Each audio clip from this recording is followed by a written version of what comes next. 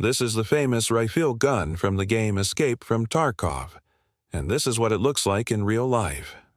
What's up, guys? It's me, and today we're going to do a little experiment.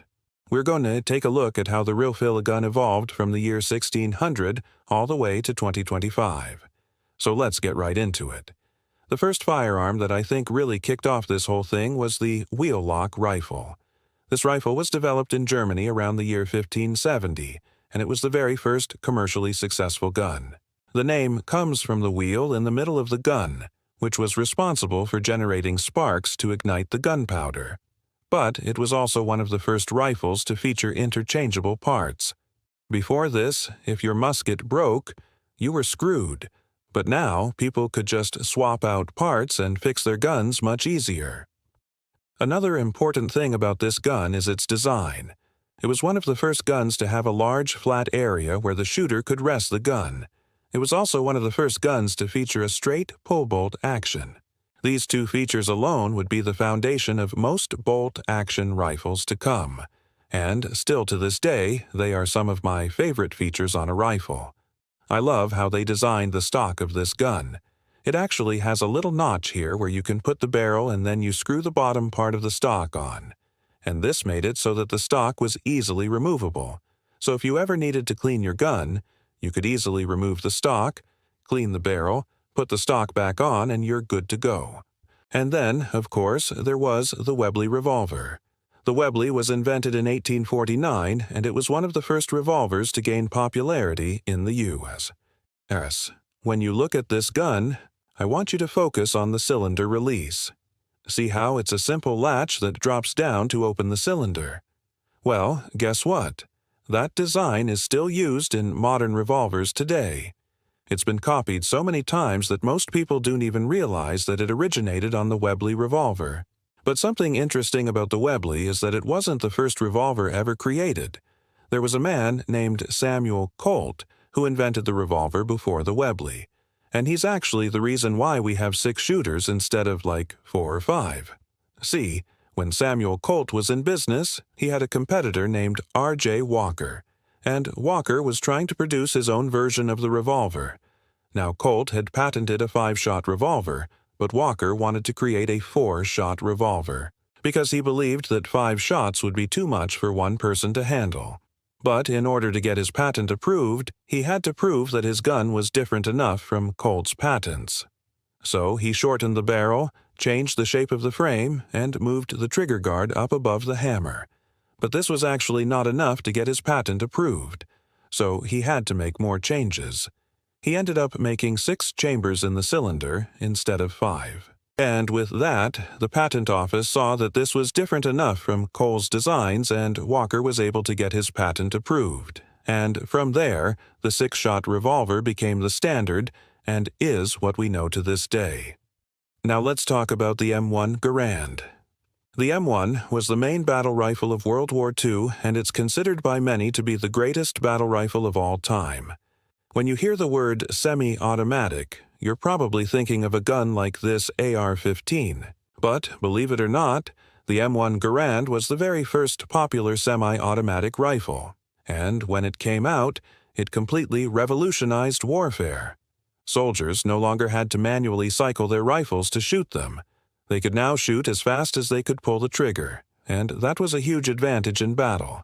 It also helped that the M1 Garand had an in-block clip, and these clips were made of metal, so soldiers didn't have to worry about breaking them while carrying around ammo. Also, since it was a semi-automatic rifle, it didn't need a separate magazine like you would find on a pistol, and this made the M1 Garand lighter than other rifles of its time.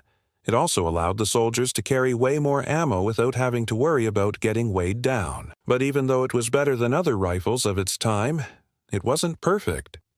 The M1 Garand could only hold 8 rounds in the magazine plus 1 in the chamber, and when it ran out of ammo, the soldiers had to wait until they found more ammo, or they had to reload their gun. To solve this problem, the U.S. military developed the M249 Squad automatic weapon. The M249 had a 30-round magazine, and it fed through the same opening where the 8-round magazines fed.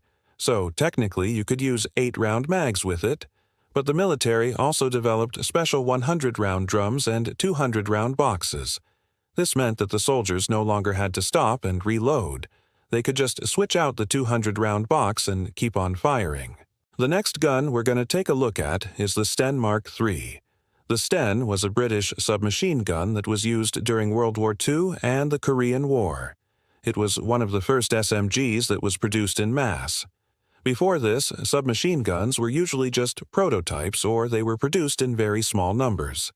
But this guy right here, there were over 400,000 of them produced. What makes the Sten so unique is that it was cheap and easy to manufacture. In fact, the entire gun could be assembled in under 15 minutes using just hand tools. That's pretty impressive considering that the average gun takes way longer to assemble. Another reason why it was so easy to produce is because it used stamped sheet metal for the receiver, barrel, and even the magazine. This is also another feature that set it apart from other guns of its day. Most guns were made out of machined parts, but this thing was made almost entirely out of sheet metal.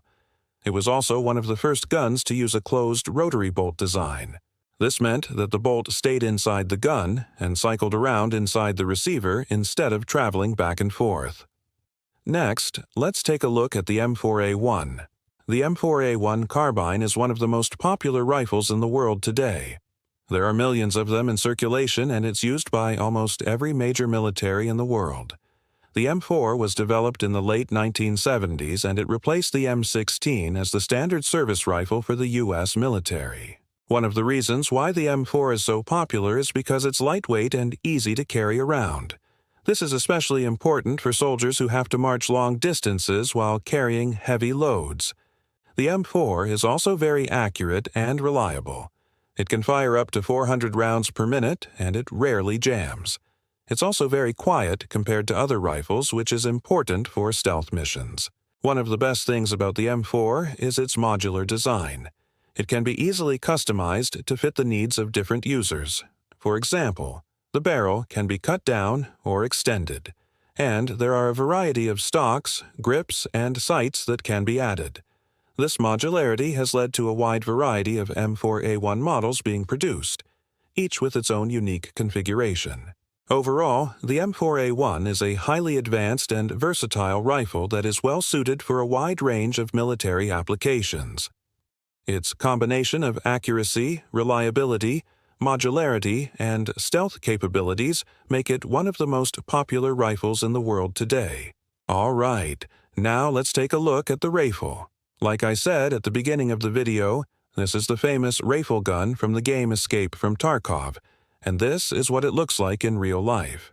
The rifle is a fictional gun that was created for the game, and it was inspired by a variety of real-life guns. The game developer combined elements from different guns to create a unique weapon that looks cool and is fun to use in the game. It's a semi-automatic rifle that fires 556 NATO, and it has a 16-inch barrel with a flash hider. So there you have it, a brief history of the rifle from 1600 to 2025. It's been amazing to see how this weapon has evolved over time, and I can't wait to see what the future brings to firearms. If you enjoyed this video, please leave a like and comment below to let me know what you think. Thanks for watching, and I'll see you in the next one.